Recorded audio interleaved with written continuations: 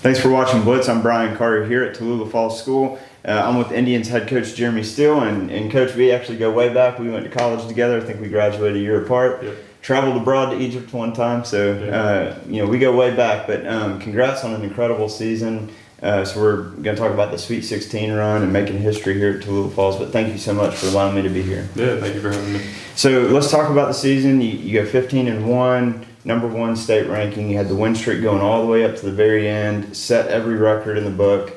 What was this season like from your perspective as a coach, especially being able to build this up the last few years? Honestly, refreshing is really, because at times as a coach you get a little frustrated, you question your methods, you question whether the guys are really getting to the core of what the message is that you're trying to send. And I really feel like, aside from the tactics, it's refreshing to see a group of guys that really come together as a group and want to do well for each other more than anything else. Mm-hmm. So it was refreshing to me to see that and know that no matter what we're working on the field or how successful we are unsuccessful, you've got a group of guys that care about each other and want each other to succeed.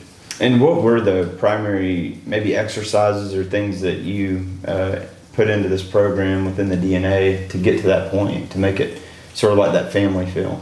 I don't know. I can't take credit for it, I don't think.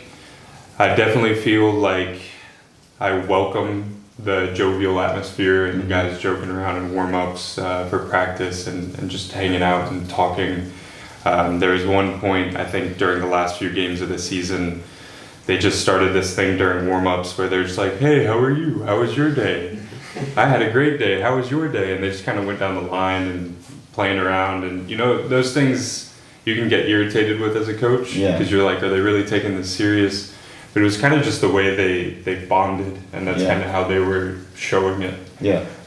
So it was not necessarily anything I did, I think, as a coach that kind of created the bond. Mm-hmm. I think I made sure that I didn't do anything to break the bond. Is really what I kind of focused on, was I wanted to make sure that I wasn't too hard or too disciplined on them, to not allow them to express themselves and really continue forming those bonds. Yeah, and it does seem like there would have to be a balance there, because you want them to be disciplined. But so within this season, mentioned rewriting the history books. First region title was a huge deal. Being able to host 2 rounds of state, get to the Sweet 16 for the first time. All those things. What are some of the goals that you guys, were any of those within the goals that you set out at the beginning of the year, and what was it like to see those come to fruition? First, it was amazing to see the team perform throughout the season and the building. And there were some ups and downs. You get to lulls, and the academic breaks for the school really hurt the continuous practice and training.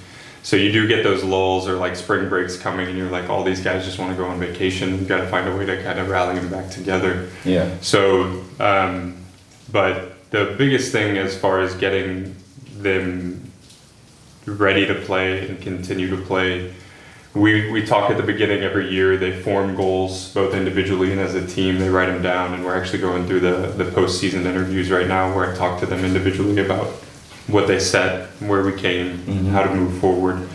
And across the board, the majority of them had win region and or win state. Yeah. So they had high goals for themselves, really, as a group.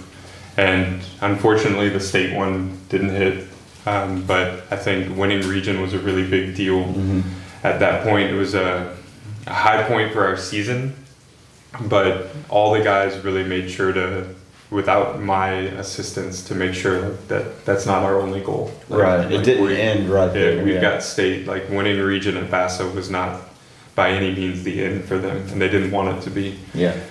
Personally, for me, I set the goal. I didn't want them to concede more than 10 goals during the season, which we did very well. And we wanted to win region and make a run at state. So I think we did the goals that I wanted them to achieve.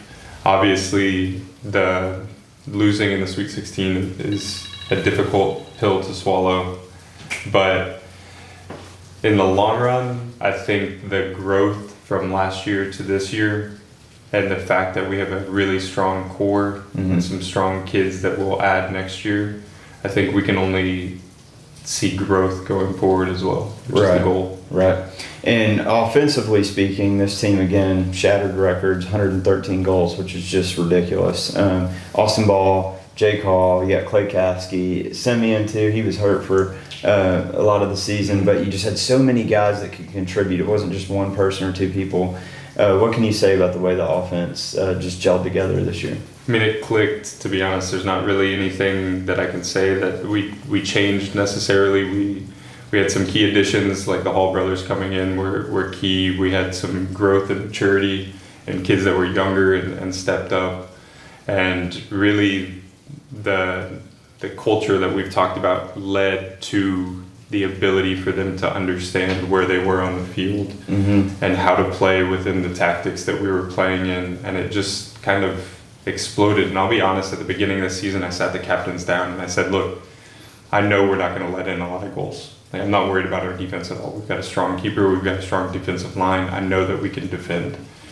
But my biggest thing was, where are goals coming from? Because we've lost in the past every year a senior that has contributed the most goals, and Max Ferris and then Sean Lyons. And the problem I saw was who steps into that role. And we transitioned Austin out of midfield and into an attacking role, which is something he was doing from midfield, but kind of alleviating some of the defensive responsibilities for him and putting him more forward.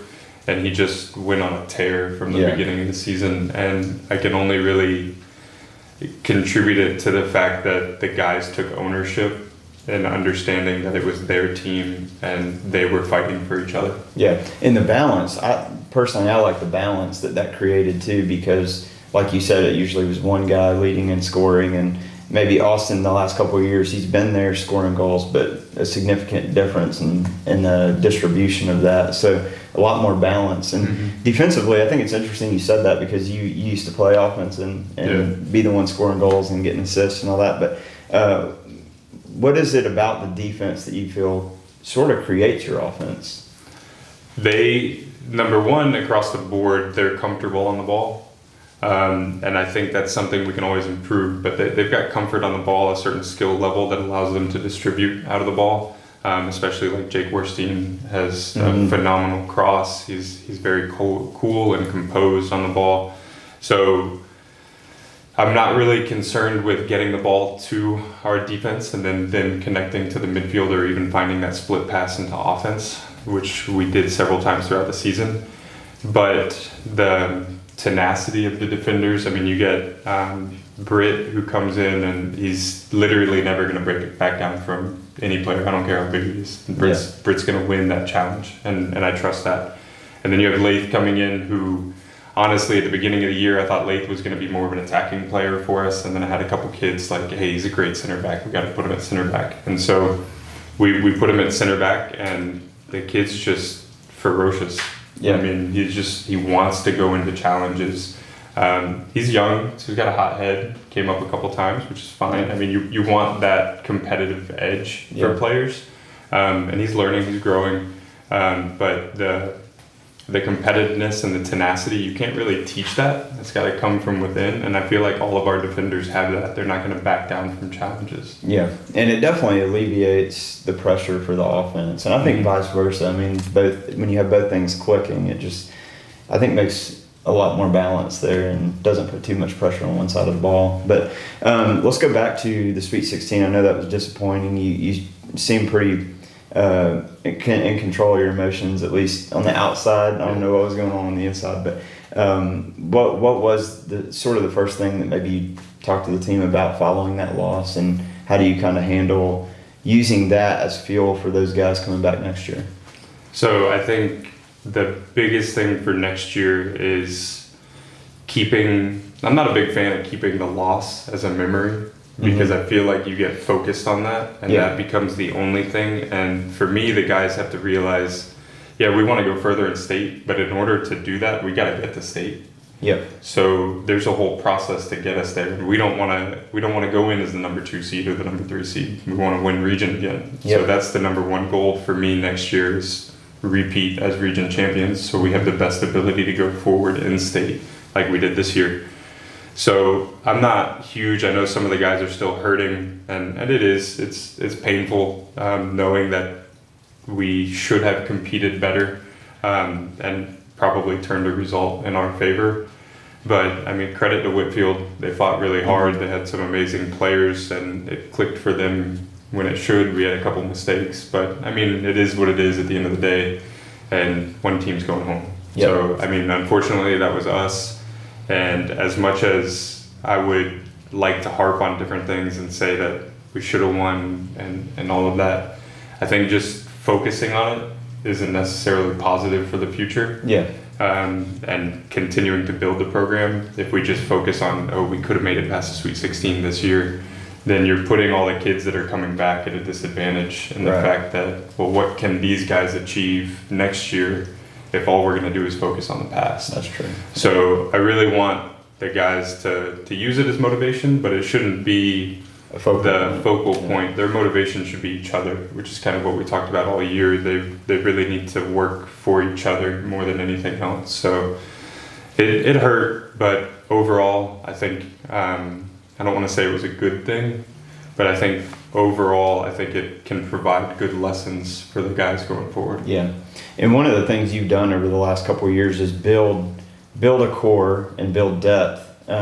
And so fortunately, you're not losing a whole lot in terms of number of seniors. I mean, obviously Jake is going to be hard to replace. Simeon was fantastic as well. But how excited are you knowing that you have a lot more coming back, and you have new guys that are coming up from either middle school or the new JV program you started up? How big is that for the future of this program? I think it's huge. The fact that we were able to create a JV team this year, even though the numbers were slim on both teams, I think only gives kids more experience. Like Luis and Jacob Mitchell were both a part of the JV program, but slided into varsity. So I think that really helped.